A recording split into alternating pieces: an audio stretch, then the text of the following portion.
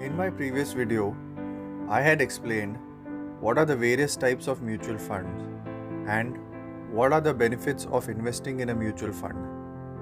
In this video, I'll be explaining how to select a mutual fund, what are the things to remember while selecting a mutual fund, and I'll also be showing a case study on how to select a large cap fund. So let's begin. But before that, please subscribe to my channel.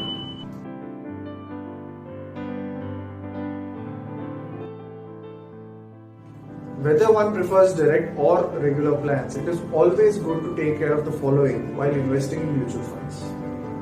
Number one, find out the track record of each mutual fund.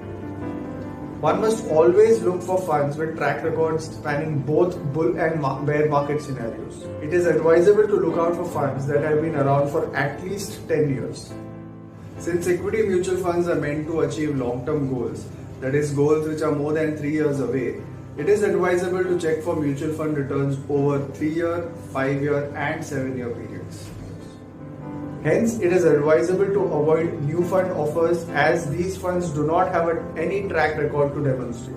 Number 2, lower expense ratios. As explained earlier, mutual fund investors have to pay an annual fee to asset management companies for managing a mutual fund. This fee, known as expense ratio, is payable every year and is embedded in the NAV of the fund. For equity mutual funds, the expense ratio is in the range of 1.5% to 2%. For debt mutual funds, it is generally in the range of 1.3% to 1.8%. One may feel that 2% is not a big number. Please have a look at this chart. Over a period of 10 years, the difference between 0% expense ratio and 2% expense ratio is a 16% negative impact on one's mutual fund investment. So, the longer the tenure of the investment, greater will be the impact of expense ratio on one's mutual fund investment. Hence, whether one invests in direct plan or regular plan, it is always advisable to identify a fund which has its expense ratio under check. Number 3, lower turnover ratio. Turnover ratio indicates the number of times the portfolio is churned. That is the number of times the fund manager buys and sells the securities which are part of the fund. Excessive trading can eat into the returns of any share or bond, and it may have an adverse impact on the performance of the mutual fund. For large cap funds, please beware of funds with greater than 40 to 50% of turnover rate.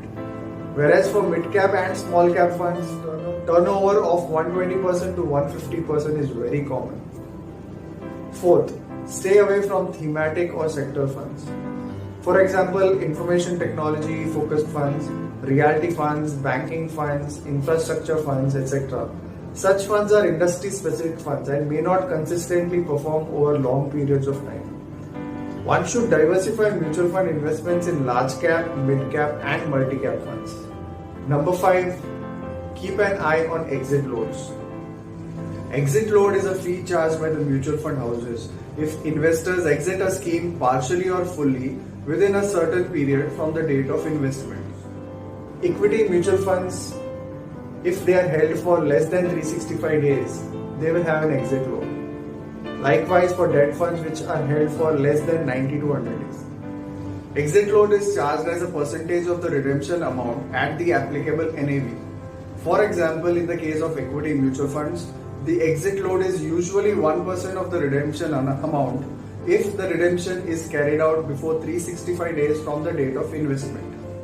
Lastly, one needs to keep an eye on some statistical parameters such as standard deviation, Sharpe ratio, beta, alpha.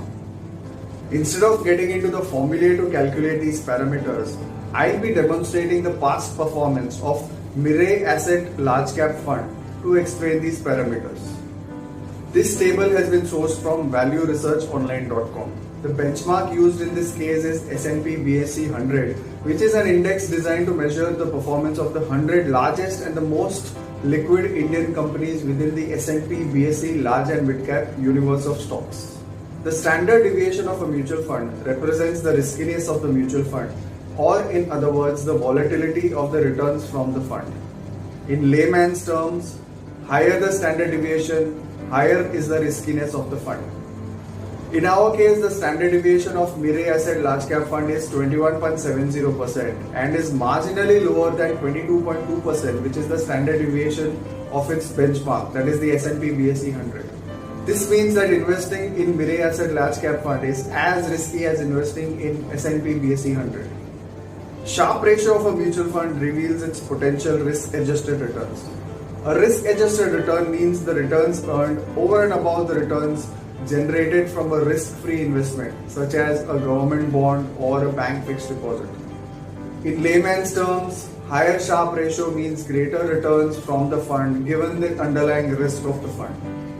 In our case, the Sharpe ratio of Mirae Asset Large Cap Fund is 0.41% and is marginally lower than 0.42%, which is the Sharpe ratio of S&P BSE 100. This means that investing in Mirae Asset Large Cap Fund is as rewarding as investing in S&P BSE 100.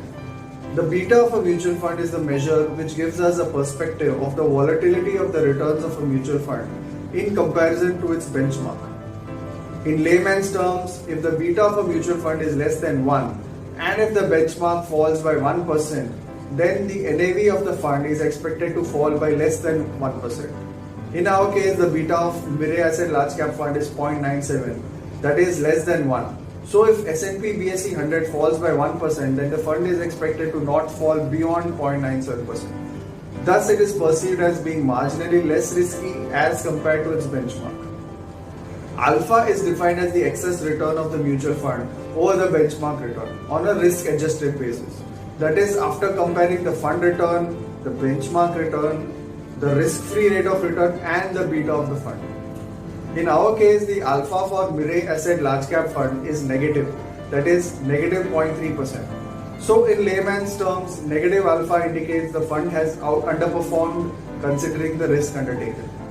The details of expense ratio, turnover ratio, exit load, etc. can be referred to on the websites such as valueresearchonline.com or Morningstar. Let us now look at a case study on how to select a mutual fund. We'll be selecting a sample set of 3 large cap mutual funds for the purpose of investing. For this case study, we shall be visiting the website www.valueresearchonline.com.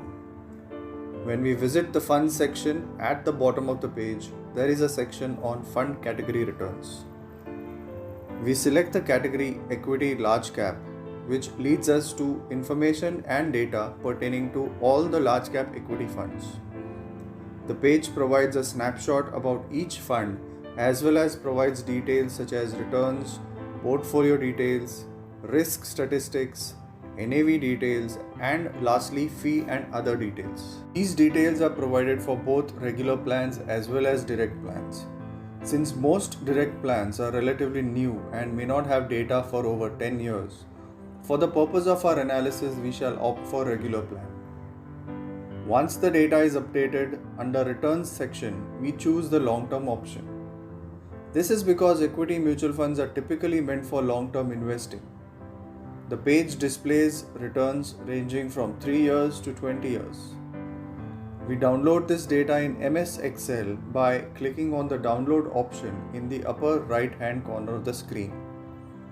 Likewise, we move ahead to the fee, portfolio and risk sections and download the data in MS Excel format.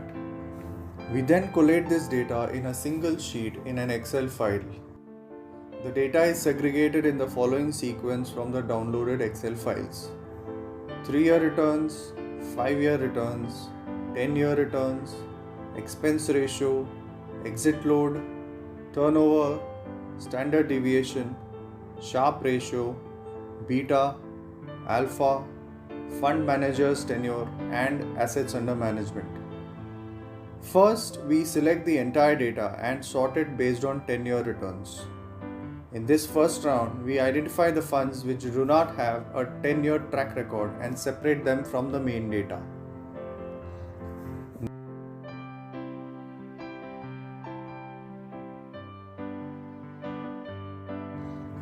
Next, we sort the data again based on 10-year return.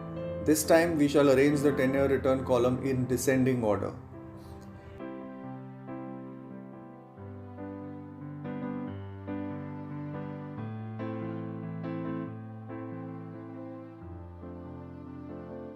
Now compare this data with the data for S&P BSE 100 stocks.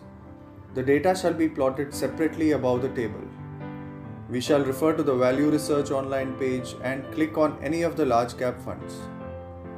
After scrolling down, we shall get the 3-year, 5-year and 10-year returns data of S&P BSE 100 stocks under the performance section.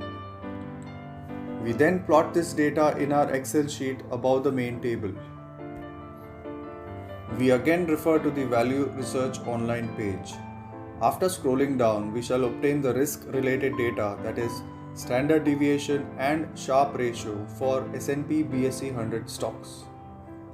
This data is again plotted on the Excel sheet above the main table.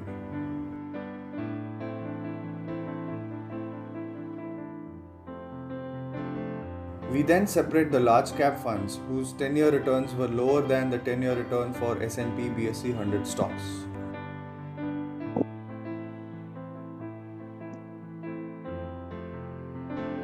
Now we are left with some 15 large cap funds.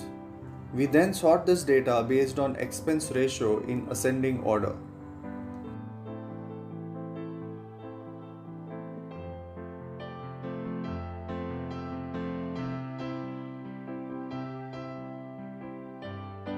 You may observe that the top 3 funds comprise exchange traded funds and index funds. Since our purpose is to identify top 3 active large cap funds, we shall separate these exchange traded funds and index funds from the main data.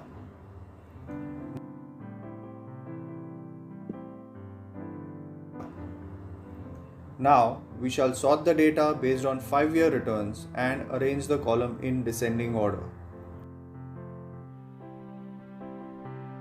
We then separate the large cap funds whose 5-year returns were lower than the 5-year return of S&P BSE 100 stocks.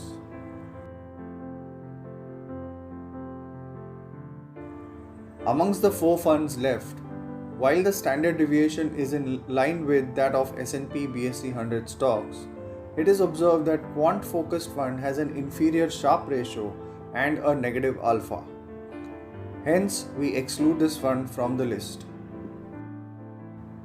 Amongst the 3 funds which are remaining, Canara Robeco Blue Chip Fund and Axis Blue Chip Fund have a high turnover ratio, but the Sharpe ratio and alpha compensate for the high turnover ratio. Although none of the fund managers have been with the fund for long, the size of the assets under management seems to be very reasonable. Our top 3 large cap funds are now ready.